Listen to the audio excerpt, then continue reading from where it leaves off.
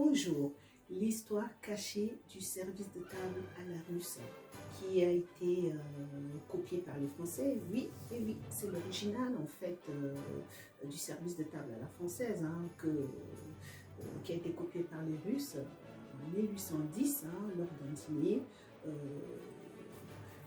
officiel donné par le prince Alexandre Kourakine, qui était un russe, ambassadeur en poste à Paris entre 1808 et 1812. Il était en poste à Paris. Donc, lors d'un dîner, il a appliqué ce dîner qui a été très apprécié par la haute société française et qui de nos jours continue à être appliqué, parce que quand on dit service de table à la française, normalement c'est le service de table à la russe, donc qui a été copié par les Français, et c'est un service de table que les Français ils ont trouvé qu'il y avait beaucoup de finesse, beaucoup d'élégance, beaucoup de classe. Alors comment il est présenté le service de table à la russe? Donc les invités sont assis autour de la table. Les plats leur sont présentés les uns après les autres au niveau du service à la russe. Donc quand on voit à ce jour, au niveau des restaurations, des grands restaurants, les plats sont présentés les uns après les autres. C'est le service à la russe qui est appliqué en France, en Europe, par les grands restaurants, même dans les dîners privés. Donc les plats sont présentés les uns après les autres par un domestique, pas des domestiques.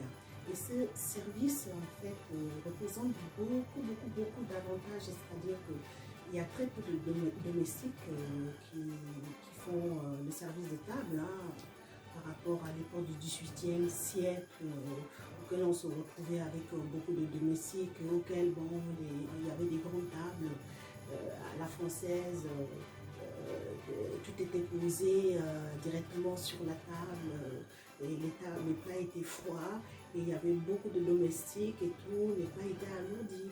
Alors au niveau du service à la russe, vraiment les plats sont présentés les uns après les autres et les convives ont le choix de goûter à tous les plats. Voilà.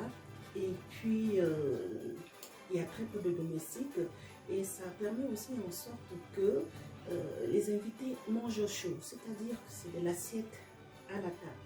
L'assiette à la table, c'est-à-dire que les repas sont préparés et vous voyez de nos jours quand on va manger au restaurant et tout, les plats arrivent directement de la cuisine à table, donc c'est assez chaud, c'est toujours chaud, donc on mange chaud. Donc il y a ces avantages-là, très peu de domestiques, les plats, les invités ont la possibilité de goûter à tous les plats et il y a très peu de domestiques. Donc ce plan de table, ce service de table, vraiment c'est un service de table en fait qui a été appliqué depuis le 19e siècle par les Français, et ce qui fait que le service de table d'origine à la française a été mise de côté, parce que c'est vraiment fait avec beaucoup de finesse, ça remplace la lourdeur, ça remplace les grosses tables, là où on se retrouve avec tout le contenu qui vient de la cuisine, tout est placé sur la table. Au moment, il n'y avait pas d'élégance, c'était pas minutieux et tout. Donc les Français ont adopté ce service de table à la russe parce que vraiment, il y a beaucoup d'avantages, il est très élégant. Et moi j'adore, c'est pour ça que je vous dis toujours, j'adore le service de table à la française, mais en gros, en réalité, c'est le service de table à la russe, voilà, qui est appliqué par les Français, qui est très bien appliqué, tout est minutieux, il y a beaucoup d'élégance, il y a beaucoup de finesse et tout. Et grâce au prince Alexandre Kourakine, qui était un russe, ambassadeur à Paris entre 1808 et 1812, qui a appliqué ce service de table tout lors d'un dîner officiel et tout par ses invités, qui est vraiment resté jusqu'à nos jours.